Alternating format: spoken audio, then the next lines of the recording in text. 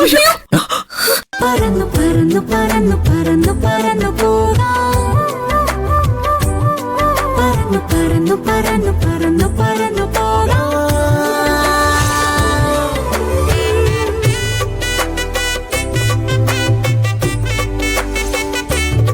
നല്ല പെൺകുട്ടിയാ. ഭാഗ്യം ചെയ്ത ഏതോ ഒരു നല്ല ആൺകുട്ടിക്ക് അവളെ വിധിച്ചിട്ടുണ്ട്.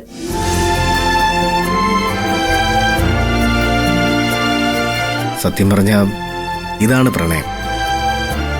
ആദ്യമായിട്ടാ മനസ്സിലൊരു വിങ്ങലൊക്കെ തോന്നുന്നത്. ആരോടെങ്കിലും ഇതൊന്ന് തുറന്ന് പറഞ്ഞില്ലെങ്കിൽ ഇപ്പൊ ഹൃദയം പൊട്ടിപ്പോ. ആരെ ഇപ്പൊ ഒന്ന് വിളിക്കുന്നേ?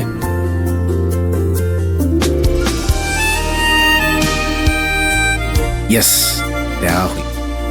അവനാകുമ്പോ രഹസ്യങ്ങൾ സൂക്ഷിക്കാൻ മിടുക്കനാ. അവനുമായിട്ടൊന്ന് ഡിസ്കസ് ചെയ്ത് നോക്കാം.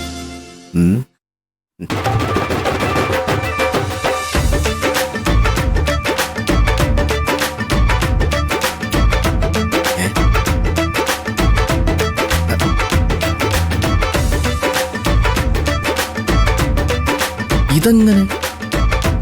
ഇതെന്റെ ഫോണല്ലല്ലോ. ഇപ്പൊ എന്റെ ഫോൺ അവിടെ പോയി. ഇതെങ്ങനെ വന്നു? ഷടാ,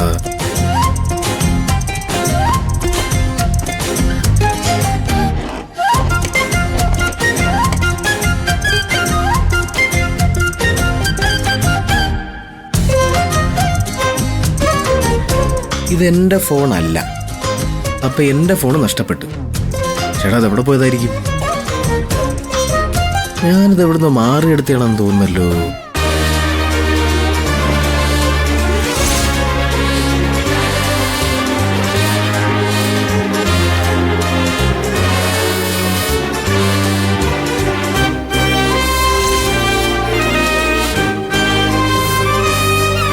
അപ്പൊ അതാണ് സംഭവം.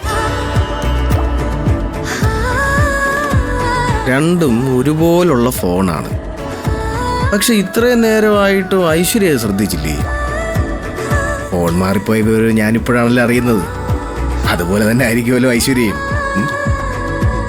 ഏതായാലും എൻ്റെ ഫോൺ ഐശ്വര്യയുടെ കയ്യിലും ഐശ്വര്യയുടെ ഫോൺ എൻ്റെ കയ്യിലുമായി.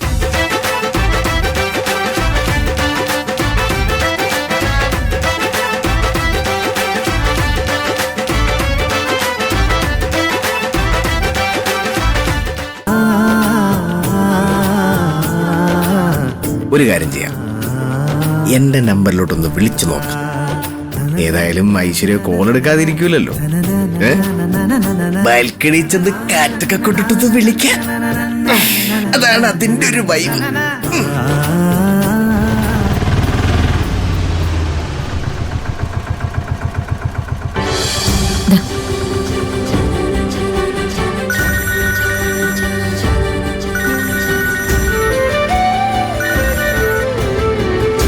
മറൈൻ ബിൽഡേഴ്സിന്റെ പർച്ചേസ് ബില്ല് സാറിന്റെ മെയിൽ ഐ ഡിയിലേക്ക് അയച്ചിട്ടുണ്ട്. സാറ് അതൊന്ന് ചെക്ക് ചെയ്യണേ. മൊത്തം ഒന്ന് വെരിഫൈ ചെയ്തിട്ട് സാറൊന്ന് റിപ്ലൈ ചെയ്താൽ എനിക്ക് എമൗണ്ട് ട്രാൻസ്ഫർ ചെയ്യായിരുന്നു. 25 lakhs മുകളിലുള്ളത് കൊണ്ട് സാറിന്റെ അപ്രൂവൽ വേണം. സാറ് തിരക്കിലാണെങ്കിൽ ഞാനൊരു 10 മിനിറ്റ് കഴിഞ്ഞ് വിളിക്കട്ടെ. അല്ലെങ്കിൽ ഫ്രീ ആകുമ്പോൾ സാർ ഇങ്ങോട്ട് വിളിച്ചാലും മതി. എന്നാ ശരി സാർ, ഓക്കെ. ഇതാരുടെ ഫോൺ? എന്റെ ഫോൺ അല്ലല്ലോ.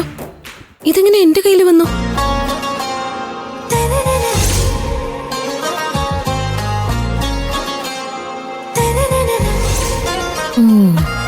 അപ്പൊ അതായിരിക്കും സംഭവം. ഫോൺ അമ്പലത്തിൽ വെച്ച് മാറിപ്പോയിട്ടുണ്ട്. അങ്ങനെയാണെങ്കിൽ ഇത് പ്രണവിന്റെ ഫോണായിരിക്കുമല്ലോ. എന്തായാലും ഓഫീസിൽ ചെന്നിട്ടൊന്ന് വിളിച്ചു നോക്കാം. Good morning.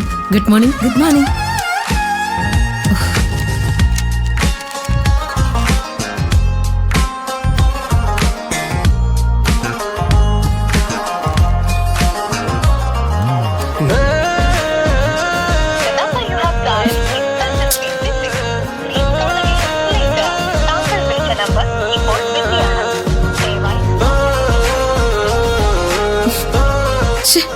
ആരെ എങ്ങനെ വിളിച്ചോണ്ടിരിക്കുന്ന?